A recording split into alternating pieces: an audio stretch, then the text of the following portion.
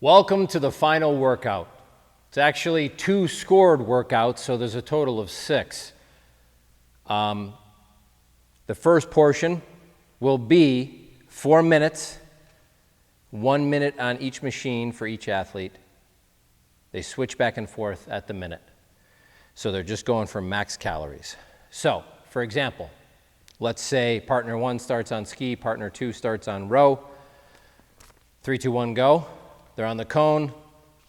They run out to their rowers, start pulling, or a skier and rower start pulling.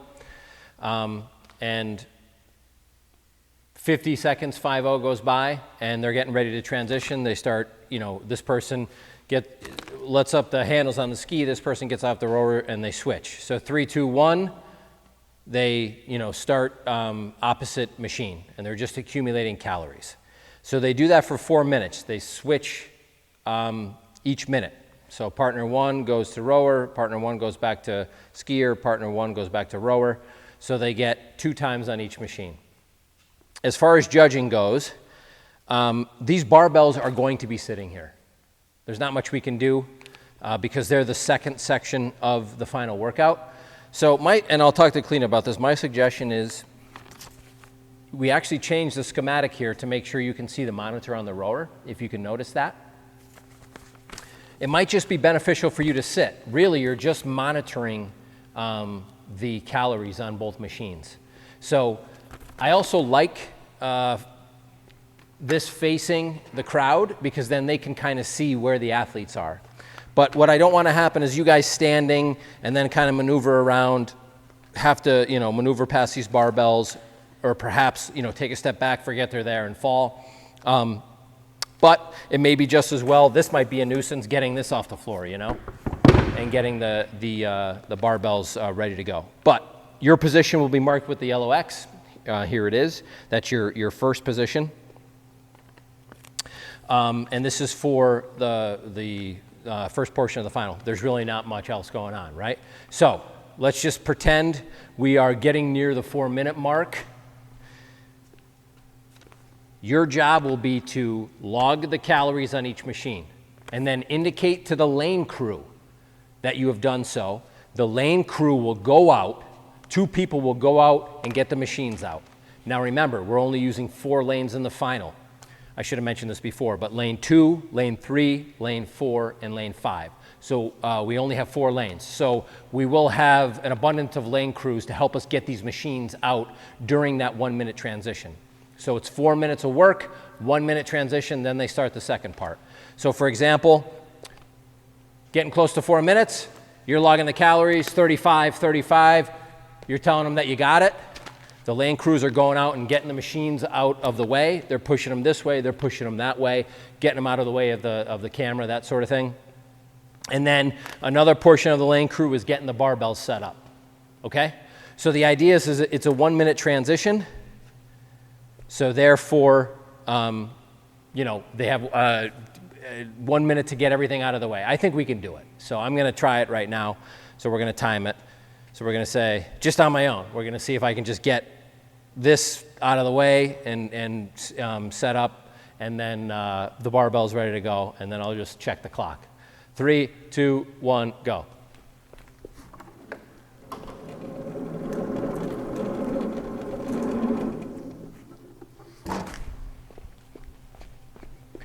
Going to make sure I put the monitor down gently.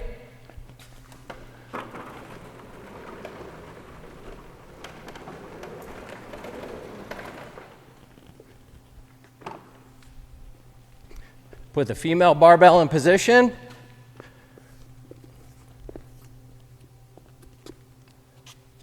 Put the male barbell in position. Good. So, was it a minute? We'll see. Okay, so next portion. So that clears the first portion, and that's scored. Then we've got the next portion of the workout.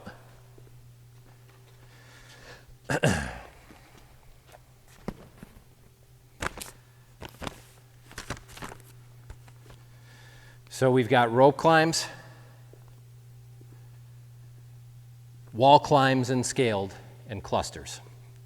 So rope climbs,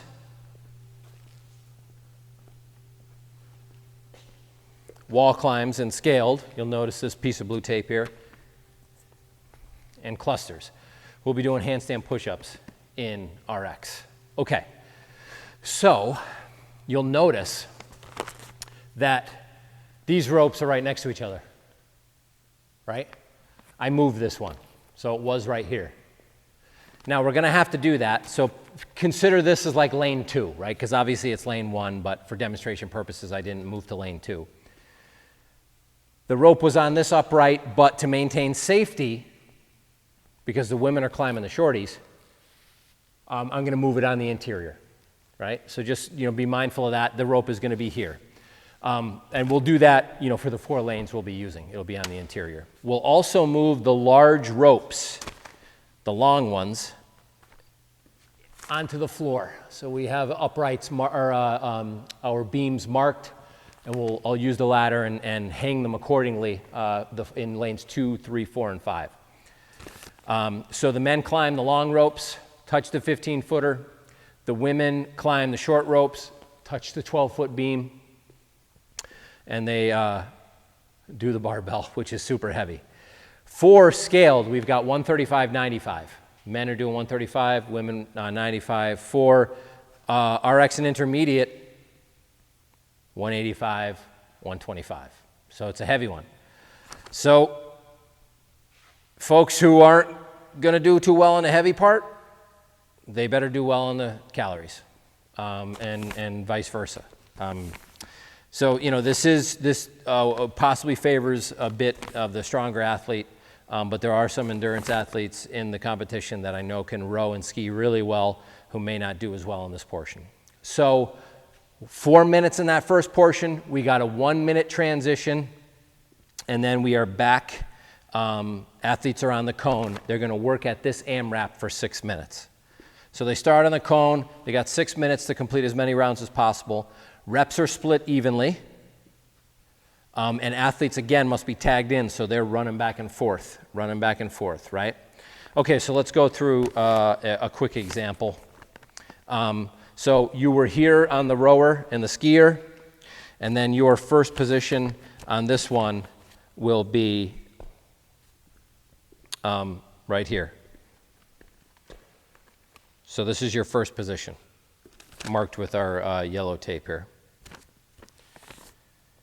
And that's because you're going to be starting with your rope climbs. So you should have a good vantage point for the 15-foot rope and the 12-foot rope here to to make sure they're meeting criteria. It doesn't matter which athlete starts. Any partner can start. So it's first position. You're here on that 1-minute transition. 3, 2, 1, go. Athlete comes down. Let's say if it's the male, he's going to go up and complete in the RX division 3 rope climbs. In the intermediate division, 3 rope climbs. In the scaled division, 1 rope climb. 1 rope climb. Going to go back, tag partner.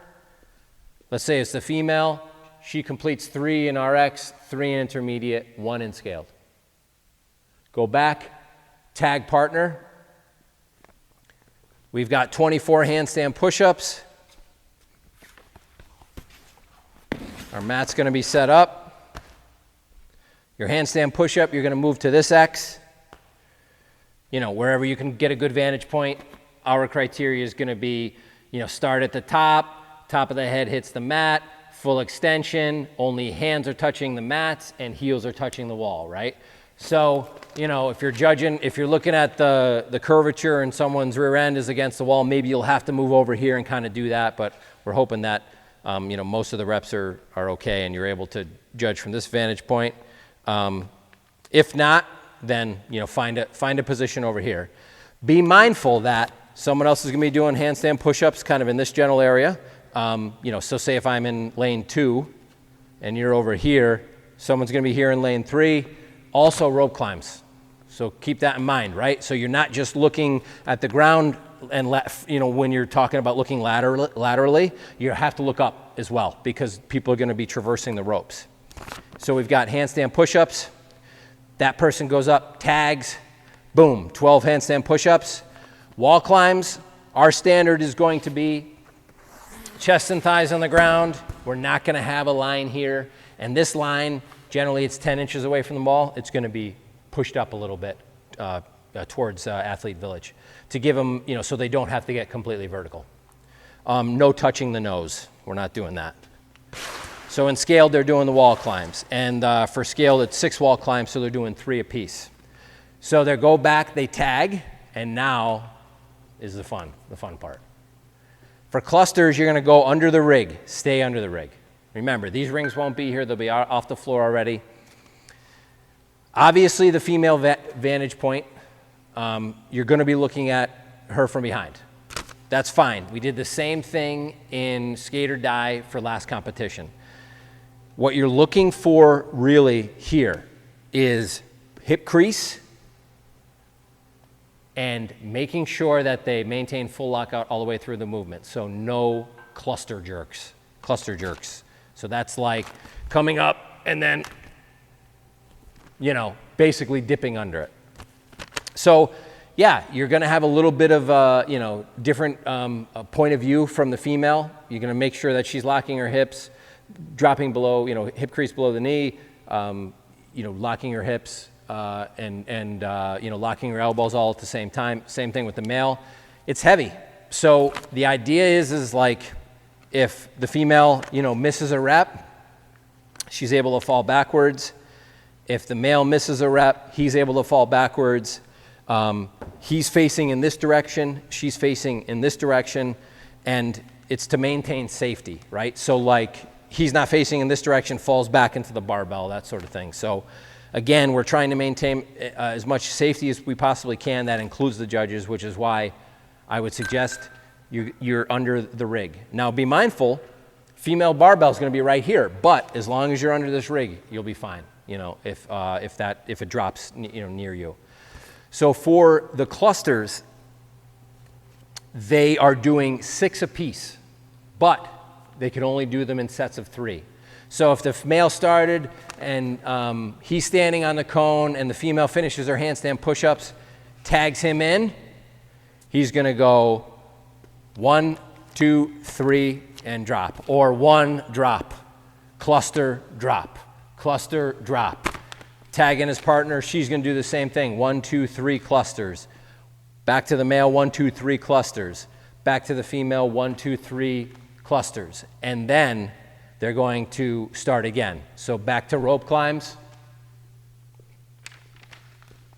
Tag, rope climb, tag, handstand push-up, tag, handstand push-up, tag, and then clusters again. So there's a lot of, back and forth. There's a lot of, just moving parts. So make sure you're, always being alert. And I would maintain your positioning in this one where you can, because the athletes are going to be moving quickly past you. And also, that's not just your lane, but it's the lanes that are next to you. Now, the judges who are in lane 2 and the judges who are in lane 5, you'll have a little bit of leeway there because you can actually kind of step a little bit out of your lane because there's nobody to your left or nobody to your right. But the folks around the interior, you got to be really careful. All right, cluster jerks. Watch those, call no reps. Signal and be audible. And absolutely on this one, maintain safety. Maintain safety, know the workout back and front, know your positioning, so then it's more or less just, muscle memory for those pieces, and you're just concentrating on your athlete's criteria. And that wraps up the competition. All right. Thanks for listening, guys. I appreciate it.